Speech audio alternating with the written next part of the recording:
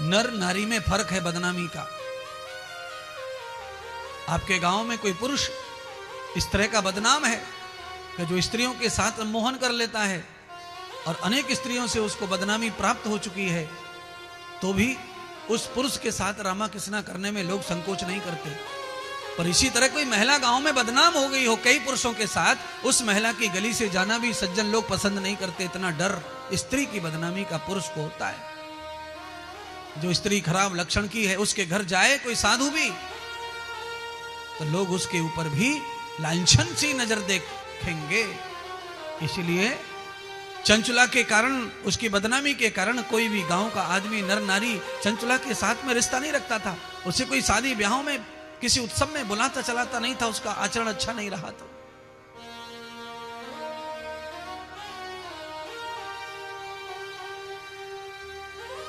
चंचुला बड़ी परेशान हो गई। क्यों?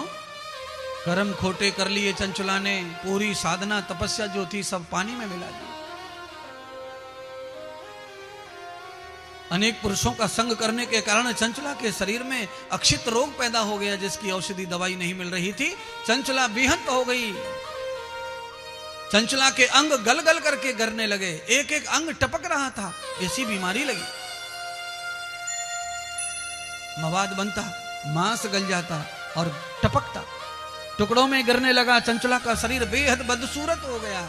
उसके शरीर से कीड़े निकलने लगे, यंत्र शस्त्रों नाम। और ये क्या है? ये कर्म का नरक है बंधुओं। शरीर में तो हजारों कीड़े तो हमेशा रहते ही हैं, पर वो कीड़े तुम्हारे शरीर को फाड़ कर बाहर निकलने लगे तो आप समझ लो आप नरक में आ गए। नरक में, ये नरक है। तुम्हारा शरीर तो शरीर से चल रहा है, बॉडी तो बॉडी से बन रही है, बैक्टीरियाओं से जीवन चलता है। ये बॉडी बैक्टीरिया से बनती है।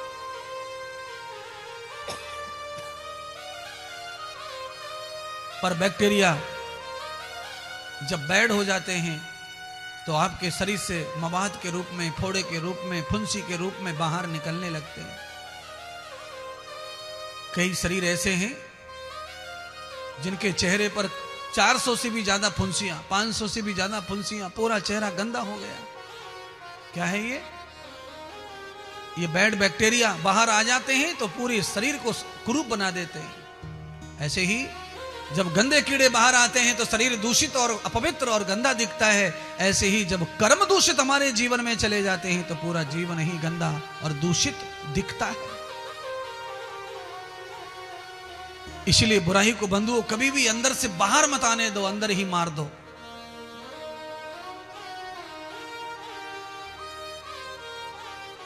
और बाहर की बुराई को अंदर मत जाने दो। आपका शरीर सुंदर और स्वस्थ रहेगा, जीवन सुंदर और स्वस्थ रहेगा। सदगुरु भगवान श्री सूत जी ने शौनक आदि 88,000 ऋषियों को कहा, अरे ऋषियों,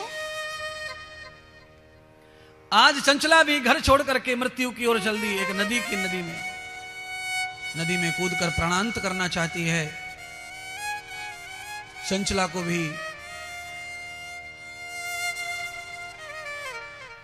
उस नदी में कूद के प्राण देना था, क्योंकि चंचला के शरीर से तो कीड़े बह रहे थे, इलाज कोई कर नहीं रहा था, कोई छूना चाहता नहीं था। अब जिंदगी मरने के लिए थी, पर मौत भी नहीं आती है पाप के कारण। आदमी हंसता खेलता मर रहा है, और कितने लोग हैं जो 5, 6, 10 साल से लकवा में टूटे पड़े हैं, घर में बिस्तर में, मौत नहीं आ रही है।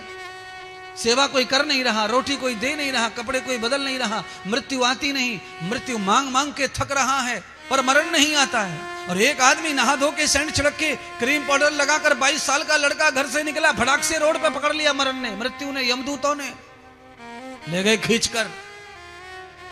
एक मौत मांग रहा था, एक जीवन। जिसने जीवन मांगा उसे मृत्यु, जिसे मौत चाहिए थी उसे जीवन। ये क्या है? ये कर्मों का लेखा जोखा है, ये कर्मों का हिसाब है। ये कर्मों के कारण ऐसे चमत्कार, कर्मों के कारण ऐसी इच्छाएं नहीं पूरी होती हैं कि मौत वाले को मौत नहीं मिलती और जीवन वाले को जीवन नहीं मिलता। तुम्हारे साथ ये नहीं हो, ये संभावना तुम्हारे साथ ना जागृत हो, तुम्हारी मृत्यु सफल हो, तुम्हारी मृत्यु स्वस्थ हो, तुम्हारी मृत्यु आयु के बाद हो, तुम्हारी मृत्यु जरा में जाकर हो, और तुम मृत्यु पर्यंत अनंत अनंत परमात्मा के स्वस्थ आज्ञा में बने रहें।